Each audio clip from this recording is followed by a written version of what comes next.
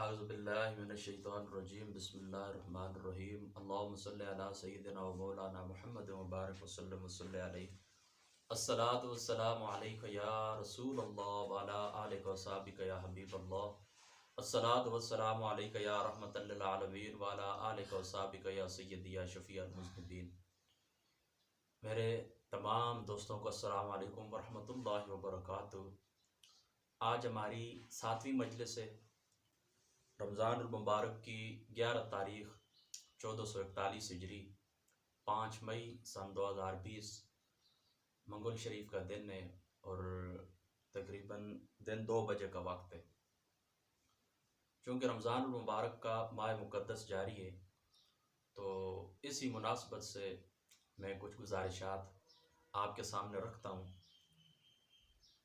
دیکھیں، نبی کریم صلی اللہ تعالیٰ علیہ وآلہ وسلم آپ کا یہ فرمان ہے کہ آقا علیہ الصلوۃ والسلام نے فرمایا، جامع ترمذی شریف کتاب الصوم کے اندر یہ روایت موجود ہے، اور اسی طریقے سے اس روایت کو صحیح ابن خزیمہ کے اندر امام صاحب نے صحیح ابن خزیمہ کے اندر بھی یہ روایت موجود ہے کہ جب رمضان المبارک کا مہینہ آتا ہے تو آقا علیہ الصلوۃ والسلام نے فرمایا کہ ایک اللہ تعالیٰ کا فرشتہ ندا دیتا ہے۔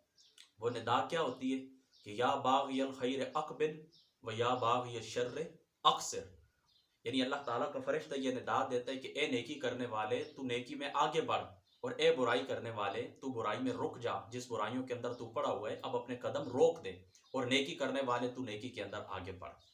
تو اس میں ہمارے لیے سبق کیا ہے کہ جو لوگ برائیوں کے اندر مبتلا ہوتے ہیں تو انہیں چاہیے کہ رمضان المبارک کا احترام کرتے ہوئے اپنے معمولات کے اندر تبدیلی لے کر آ جائیں، ٹھیک ہے؟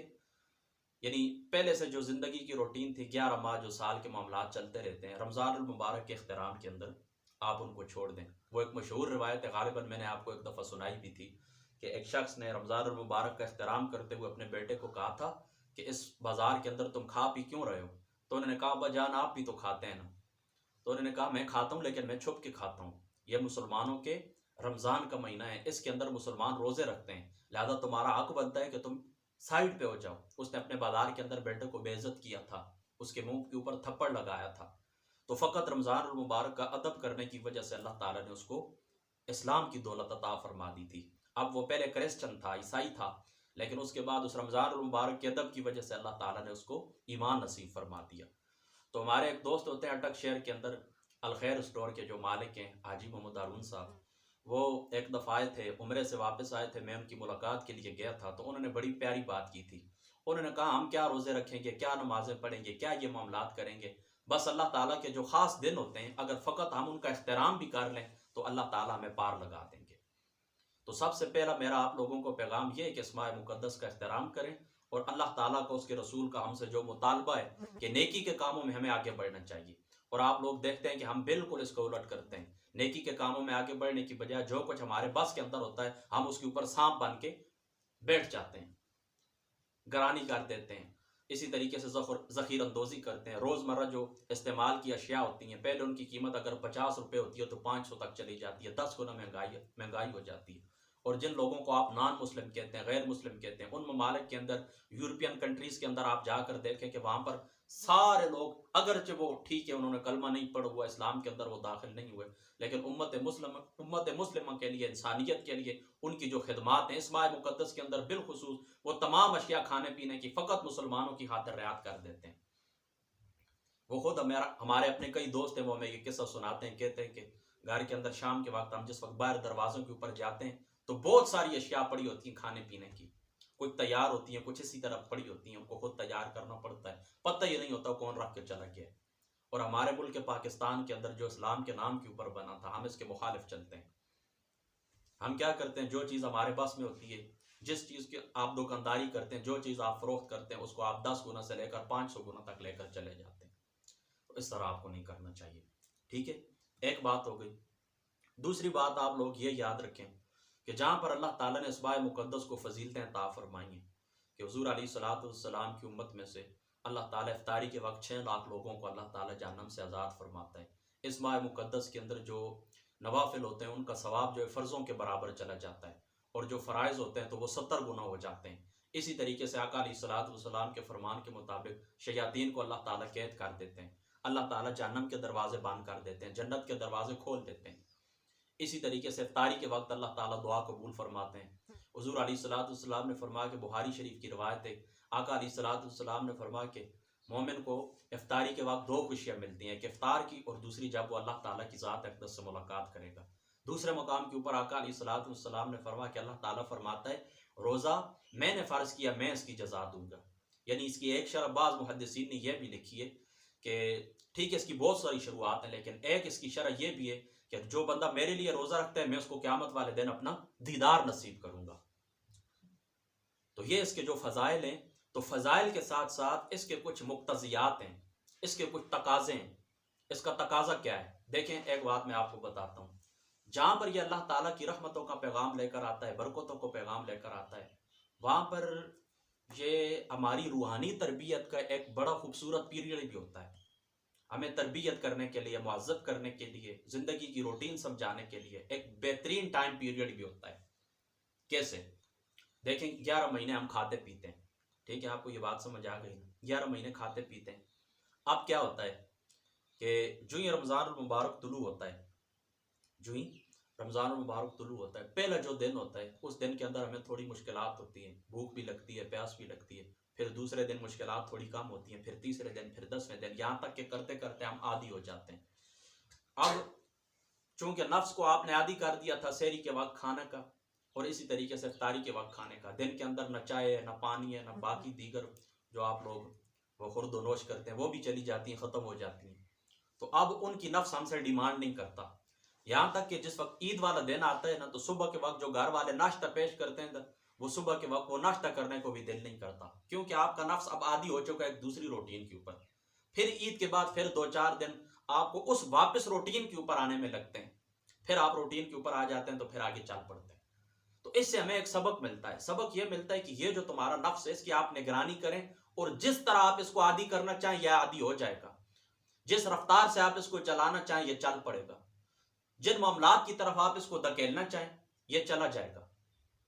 یہاں تک کہ میں اس بات کے اوپر قسم اٹھاتا ہوں کہ اگر آپ اس نفس کو راضی کر لیں کہ بادام کی 2 گریوں کے اوپر یہ راضی ہو جائے، یہ راضی ہو جائے گا، نہ آپ کو کھانے کی ضرورت پڑے گی، نہ آپ کو پینے کی ضرورت پڑے گی۔ اور پھر اس وقت جس وقت آپ کھانا پینا چھوڑ دیتے ہیں تو پھر اللہ تعالیٰ کے خاص نور قلب کے اندر اترتا ہے، پھر اس بندے کی آنکھ روشن ہو جاتی ہے، پھر دائیں بائیں آگے پیچھے اس کے سامنے کوئی پردے نہیں رہتے، غیبوبیت اور حضوریت اس کے سامنے برابر ہو جاتی ہے، غیب حاضر ہو جاتا ہے اس کے سامنے۔ تو اس میں آپ کو سبق لینا چاہیے کہ اپنے نفس کے اوپر آپ نگران بن کے بیٹھیں، ٹھیک ہے، آپ جس سمت اس کو لگانا چاہیں گے یہ لگ جائے گا۔ یہ رمضان المبارک کا ایک روحانی پیریڈ ہے، تربیت نفس کا، تہذیب نفس کا۔ اور اس میں آپ کے لیے ایک اور پیغام بھی ہے۔ وہ پیغام کیا ہے؟ وہ پیغام آپ کے لیے یہ کہ اگر اللہ تعالیٰ کے حکم کے اوپر چلتے ہوئے رمضان المبارک کے اندر دن کے وقت جو چیزیں اللہ تعالیٰ نے حلال کی ہیں ان حلال چیزوں کو ہم اللہ تعالیٰ کی خاطر چھوڑ دیتے ہیں، دیکھیں نا، کھانا حلال ہے، پینا حلال ہے، اپنی بیویوں کے ساتھ مصروف ہونا، جتنے بھی معاملات ہیں سب حلال ہیں، لیکن اللہ تعالیٰ کے حکم کو سامنے رکھتے ہوئے ہم ان حلال چیزوں سے کنارہ کشی اختیار کر لیتے ہیں۔ تو اگر 1 مہینے کے اندر ہم حلال چیزیں اللہ تعالیٰ کی رضا کی خاطر چھوڑ سکتے ہیں تو باقی 11 ماہ کے اندر ہم حرام چیزیں اللہ تعالیٰ کے حکم کے اوپر کیوں نہیں چھوڑ سکتے؟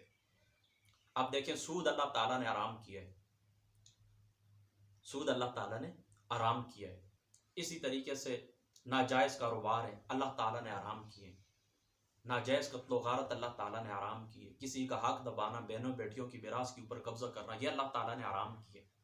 تو یار رمضان المبارک کے اندر حلال چیزیں کھانا پینا خدا کے لیے چھوڑتے ہو تو باقی 11 مہینے جن چیزوں سے اللہ تعالیٰ ناراض ہوتا ہے، حکم بھی دیتا ہے کہ آپ نے اس کو نہیں کرنا، تو ان 11 ماہ مقدس کے اندر وہ جو 11 ماہ ہوتے ہیں اس ماہ کے اندر یہ حرام چیزیں کیوں نہیں ہم چھوڑ سکتے؟ یہ بھی آپ کے لیے سبق ہے۔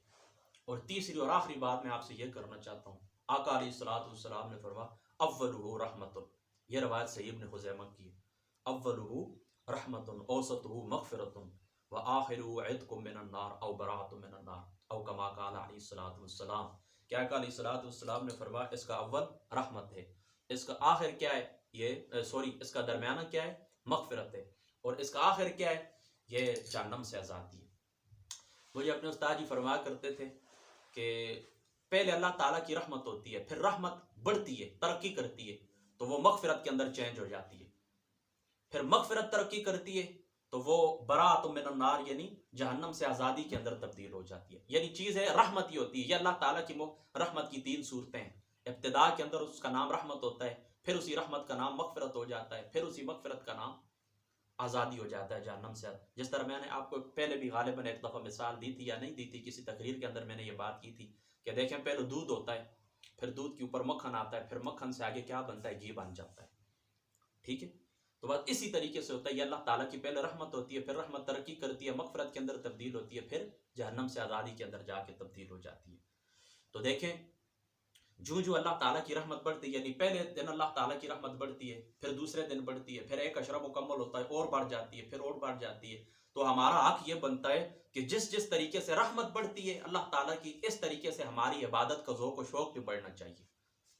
لیکن ہم اس کو الٹ چلتے ہیں. اللہ تعالیٰ کی رحمت بڑھتی ہے، ہماری عبادت کم ہوتی ہے.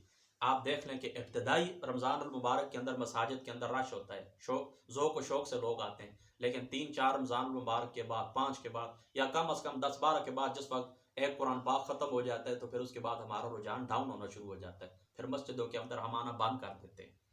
تو یہ بھی ہماری ایک کمزوری ہے. ہمارا حق بنتا ہے کہ جس طریقے سے اللہ تعالیٰ کی رحمت بڑھتی ہے اسی طریقے سے ہمارا ذوق و شوق بھی بڑھنا چاہیے. یہ چند مختصر گزارشات تھیں. اگر وہ چونکہ یہاں پر تھوڑا سا وہ سروس کے ویک ہونے کا مسئلہ تھا، سگنل ڈراپ ہو رہے تھے، اگر وہ لائیو میں آپ سے گفتگو کر سکتا تو تھوڑی تفصیل میں چلا جاتا، گپ شپ ہو جاتی.